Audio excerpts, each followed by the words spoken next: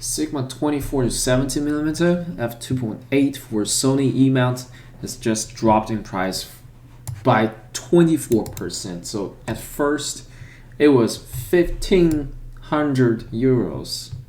It's a crazy number. Like when it was announced at, I don't know, $1,100 US, but in the EU it's like 1,500 for some reason when it first came out. But yeah, the price dropped to 1,100, which is I think is much more reasonable. It's actually the true value of this lens. I mean, this is the price point they want to market this lens, right? It's not. I'm not saying that the lens itself does not worth 1,500. I mean, if you consider how much value, the quality of this lens, what it provides, you can justify a 1,500, but that's not what Sigma is trying to do, right? Sigma is trying to come up with a budget lens to compete with Sony GM, right? So 1,500 didn't make much sense, and now it's much better, 1,100.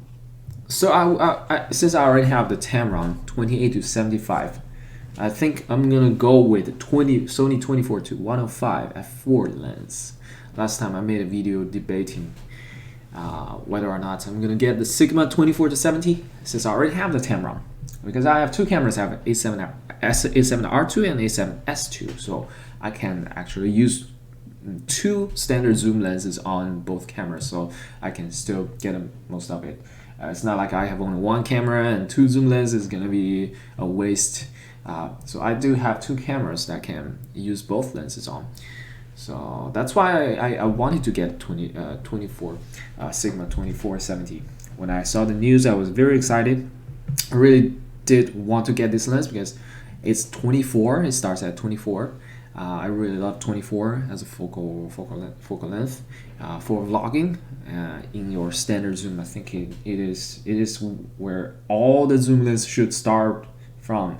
Instead of 28, Sony is so obsessed with 28. Like the kit lens 28 to 70 f3.5 to 5.6. That one is starting from 28, and Tamron, yeah, it's not just Sony. All right, Tamron is, in order to save space, make it smaller, compact.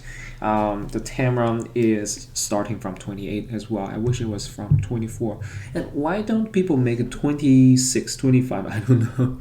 Can some expert enlighten me on that matter? I don't know why there is certain industry standard that people only start from 24 or 28. There's 35. There's no 33mm lens. There's only 35mm lens. Why is that?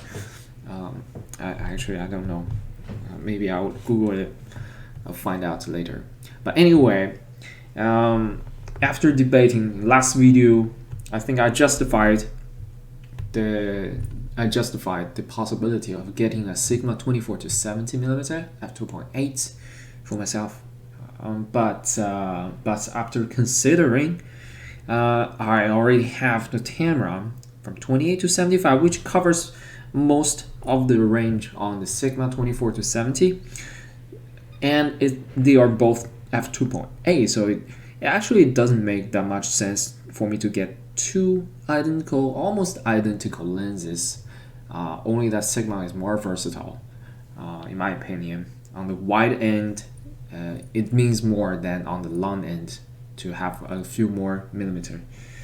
So I thought, why not the Sony G lens, which goes from 24 to 105? It goes actually quite a bit farther. It goes to 105.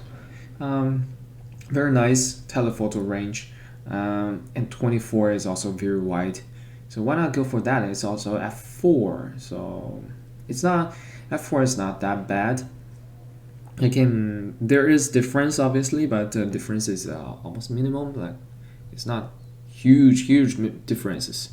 Anyway, so I think I'm gonna get the Sony f4 instead for the range. Since I already have two f2.8, there's no point to get another one. If I want to shoot at f2.8, I can just grab the Tamron. So yeah, and I should get a Sony 24105 to take advantage of the range instead of the instead of the f2.8. I don't know. I just feel like it's redundant if I get two lenses that it's both standard zoom at f2.8. Yeah, that's it. I mean, the Sony 24105 is pretty much the same price at same level with the Sigma 24-70. So it is entirely dependent on you whether or not you want to get this Sony or the Sigma. Like they're the same price, but do you value the f-stop more or do you value the zoom range more? For me personally, I value the zoom range more because I already have the Tamron. If I didn't have the Tamron in the first place, I would get a Sigma. That's no question about it. But since I already have a f2.8 lens, zoom lens, I don't need that big wide aperture. So I just need a zoom range that is solid build, good quality, just like a Sony 24105, which is also constant aperture, is awesome. f4, it's pretty good. It produces pretty much the same level of bokeh when you zoom all the way into 105. So yeah, that's gonna be my choice, and that's my thoughts on this matter. And let's see where the price will go from here. The Sigma, will it drop further or something? I don't know. And Sony 24105, let's see, it can go as low as 1050. This one, yeah, 11,000. So still a little bit, €100 more expensive. But I think the price would stay pretty much the same. Like Sony 24105 would drop at most to 1,000, a bit over 1,000, and Sigma will stay at about 1,100 for at least the next year, 2020. It should stay at that level. Yeah, that's my thoughts. So, what do you think? Which one would you get? The Tamron, the Sigma, the Sony 24105? Which one is gonna be your next lens?